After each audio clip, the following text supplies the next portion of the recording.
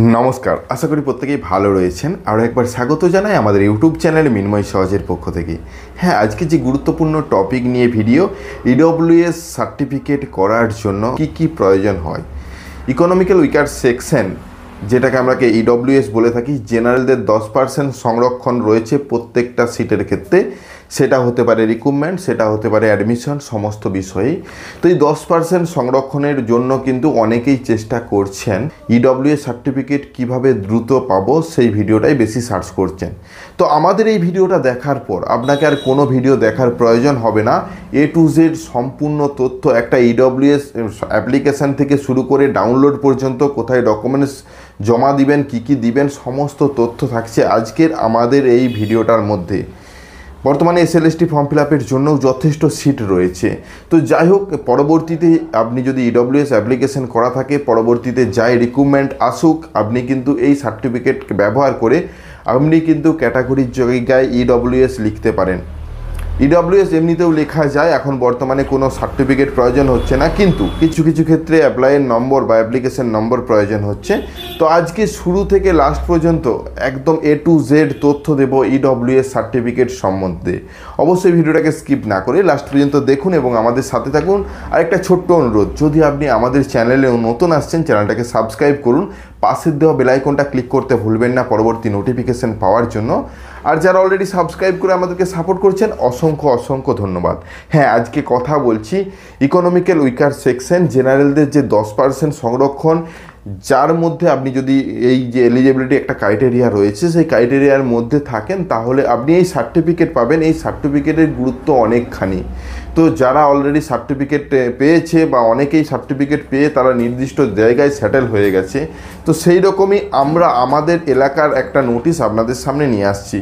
এই নোটিশটা দেখে বুঝতে পারছেন আমার সামনেও যে হাতে কাগজটা রয়েছে, ইডব্লিউএস করার জন্য প্রয়োজনীয় কাগজপত্র। তো শুধুমাত্র কাগজপত্রগুলো বলছি না এবং এর ডিটেলসে আলোচনা করছি।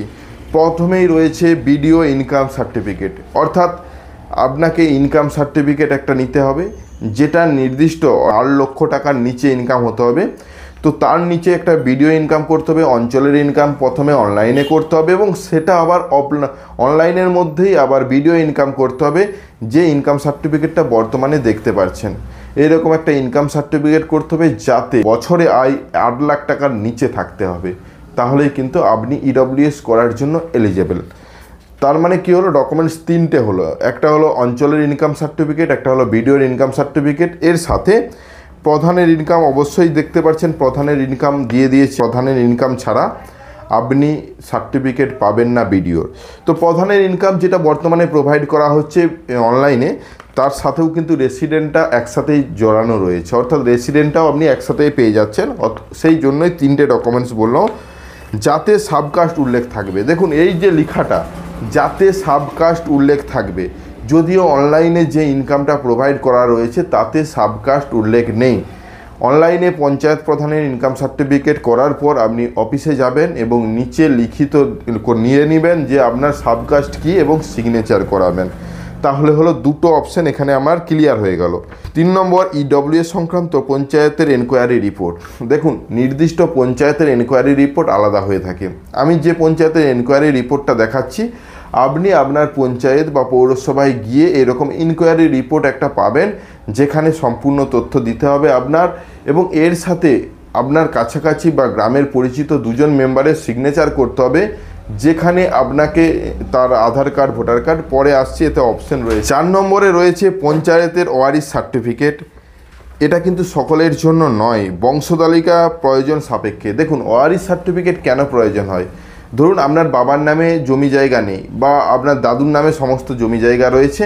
আপনার দাদুর নামে যে একর এখানে বলা হয়েছে, 5 একরের বেশি জমি থাকা চলবে না এবং 4 ডিসিমল বেশি হলো বাস্তু থাকা চলবে না, তার চেয়ে অনেক বেশি রয়েছে, সেক্ষেত্রে আপনি এলিজেবল নয়। কিন্তু যদি ওয়ারিশ নেন, ওয়ারিশ নিলে কি হয়, যে আপনার দাদুর যে যতগুলো ওয়ারিশ রয়েছে তার জমিটাকে তত ভাগে ভাগ হবে এবং ভাগ হয়ে দেখবে যে আপনি সেক্ষেত্রে এলিজেবল। সেজন্য ওয়ারিশ সার্টিফিকেট প্রয়োজন। যদি আপনার বাবার নামে জমি থাকে, আপনি আবেদন করছেন, তাহলে ওয়ারিশ সার্টিফিকেটের প্রয়োজন নেই, বা পঞ্চায়েত থেকে ওয়ারিশ সার্টিফিকেটও প্রোভাইড করা হবে না। তারপর অনলাইনে ফর্ম বলতে অফিসিয়াল ওয়েবসাইটে যাবেন, ইডব্লিউএস অফিসিয়াল ওয়েবসাইটে, যেখানে দুটো ফর্মের কথা বলা হয়েছে, একটা সেন্ট্রাল একটা স্টেট। যে কোনো আবেদন করবেন, এই আবেদনের পর 3-4টা পেজ ডাউনলোড হবে। অ্যাপ্লিকেশন ফর্ম প্রথমে থাকবে, তারপরে সমস্ত ডিটেলস থাকবে, জমি জায়গা সংক্রান্ত সমস্ত ডিটেলস। সেই ফর্মটা কিন্তু ভালোভাবে ফিল করতে হবে। কীভাবে ফিল করবেন এ বিষয়ে আমরা অলরেডি ভিডিও বানিয়েছি, সেটা একটু দেখে নেবেন। তারপর রয়েছে প্রথম শ্রেণীর ম্যাজিস্ট্রেটের কাছ থেকে ইডব্লিউএস সংক্রান্ত এফিডেভিট, অর্থাৎ ফার্স্ট ম্যাজিস্ট্রেটের কাছ থেকে ইডব্লিউএস সংক্রান্ত এফিডেভিট। অনেকেই কোশ্চেন করছে তাহলে আমি কি এফিডেভিট করব। এই মর্মে এফিডেভিট করতে হবে যে ইডব্লিউএসের যে ক্রাইটেরিয়া, কি মর্মে বলা হয়েছে, এখানকার বাসিন্দা সেই ব্লক ছাড়া আপনার কোনো স্থাবর অস্থাবর সম্পত্তি নেই, এটা আপনাকে এগ্রি করতে হবে। তারপর আমি কোনো সংরক্ষণের অন্তর্ভুক্ত নয়, অর্থাৎ এটাও আপনাকে এগ্রি করতে হবে। আমার পরিবারের 5 একরের বেশি কৃষি জমি নেই। তারপর রয়েছে আমার 1800 বর্গ স্কোয়ার ফুটের বা 200 বর্গ গজের বেশি বাস্তু জমি নেই। আমার পরিবারের 1000 স্কোয়ার বর্গ ফুটের বেশি ছাদওয়ালা বাড়ি নেই। আমার পরিবারের সমস্ত উৎস থেকে মোট আয়ের বাৎসরিক মোট আয় 8 লক্ষ টাকার কম। ক থেকে চ পর্যন্ত যে ক্রাইটেরিয়াটা রয়েছে এর মধ্যে যে আপনি আছেন, এটাকে আপনাকে এগ্রি করতে হবে প্রথম শ্রেণীর ম্যাজিস্ট্রেটের কাছ থেকে। এটা হলো কোর্টের এফিডেভিট করে নিয়ে আসতে হবে। আবেদনকারীর ভোটার কার্ড, আধার কার্ড, রেশন কার্ড, যদি আবেদনকারী স্টুডেন্ট হয় বা ভোটার কার্ড না থাকে তাহলে দেওয়ার দরকার নাই। প্যান কার্ড, বার্থ সার্টিফিকেট বা মাধ্যমিকের অ্যাডমিট কার্ডের জেরক্স সেলফ অ্যাটেস্টেড করতে হবে। এবং আবেদনকারীর অভিভাবকের বা পিতা বা স্বামী বা স্ত্রী ভোটার কার্ড, আধার কার্ড, রেশন কার্ড, প্যান কার্ডের জেরক্স এবং সেলফ অ্যাটেস্টেড, এটাও কিন্তু সেলফ অ্যাটেস্টেড আপনার বাবাই করবে বা আপনি যাকে গার্জেন রাখছেন। আবেদনকারীর আবেদন দেওয়া তথ্য যে সত্য তা সম্পূর্ণ দুজন প্রতিবেশীর স্বাক্ষর, অর্থাৎ যেটা প্রথমেই বললাম দুজন প্রতিবেশীর স্বাক্ষর নিতে হবে। যেটা প্রথমে পঞ্চায়েত থেকে যেটা নো অবজেকশন, পঞ্চায়েত থেকে যে সার্টিফিকেটটা আনতে হবে এনকোয়ারি রিপোর্ট, তাতে কিন্তু উল্লেখ থাকতে পারে। তাছাড়া আলাদা করে আপনি দুজন যে কাছাকাছি কোনো ব্যক্তির বা যে আপনাকে চেনে জানে তার আধার কার্ড, ভোটার কার্ড নেবেন এবং দুজন প্রতিবেশীর আধার কার্ড, ভোটার কার্ডের জেরক্স করে তাতে সেলফ অ্যাটেস্টেড করে নেবেন।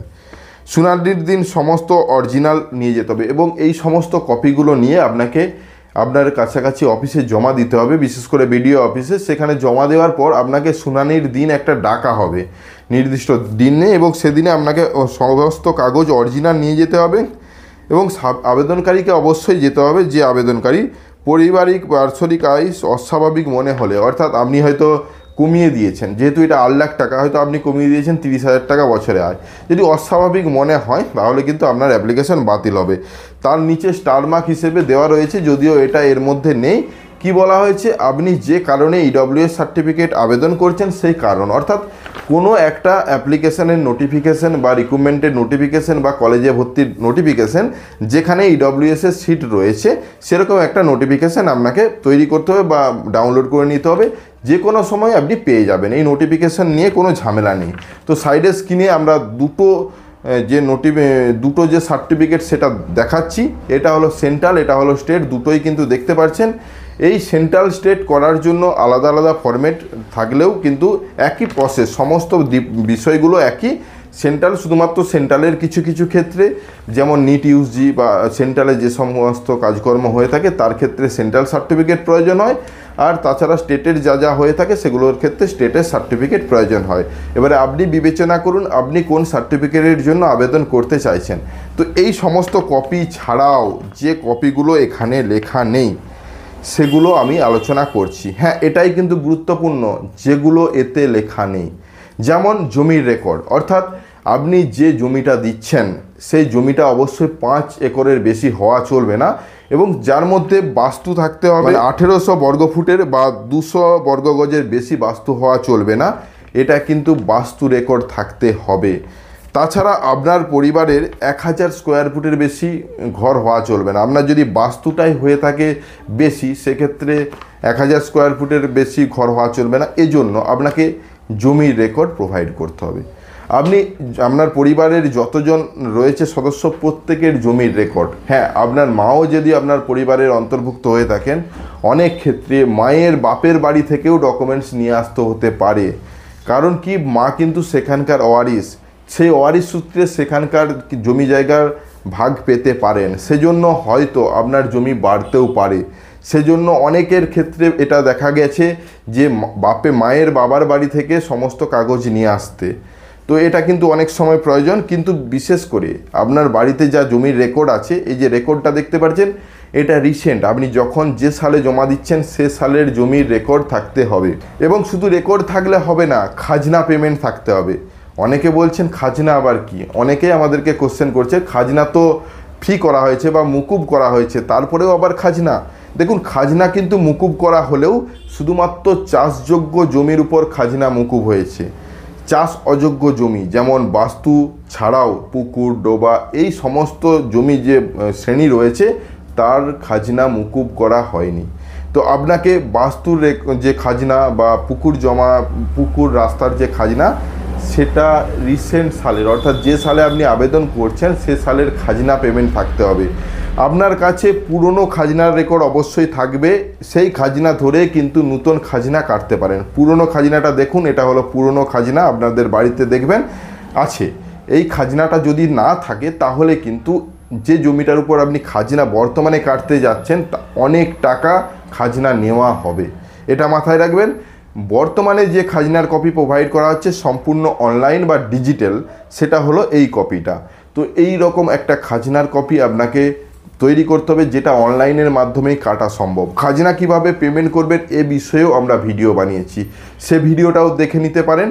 তাছাড়া আমাদের খাজনা পেমেন্ট বলুন, জমির রেকর্ড বলুন, সমস্ত বিষয় নিয়েই আমাদের চ্যানেলে ভিডিও রয়েছে। সে ভিডিওগুলো দেখে আপনি ইডব্লিউএস সংক্রান্ত অনেক ধরনের তথ্য পাবেন।